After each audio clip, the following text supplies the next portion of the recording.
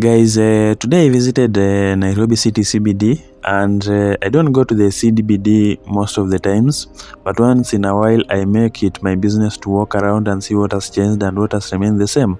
And as I was walking around Nairobi CBD, I noticed especially Moi Avenue had gone some transformation, and I'm happy about what I'm seeing because this is a great thing, you know.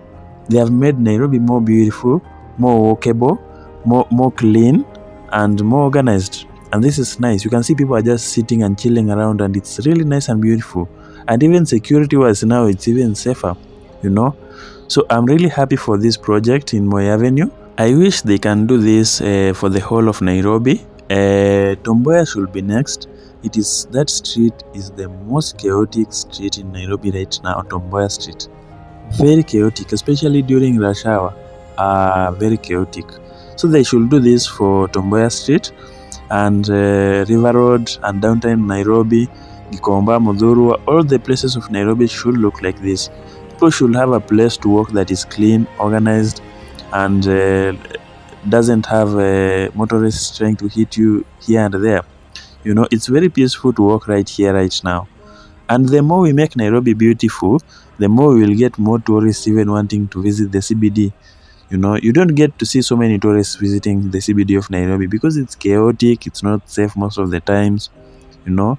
It's not a place that is really attractive to visit. There are some cities that are very beautiful, even like Kigali. You will feel really nice to visit the CBD or just walk around the city or do things like those. But in Nairobi, because of the chaos, insecurity, some places are very dirty. You don't find tourists just walking around most of the times.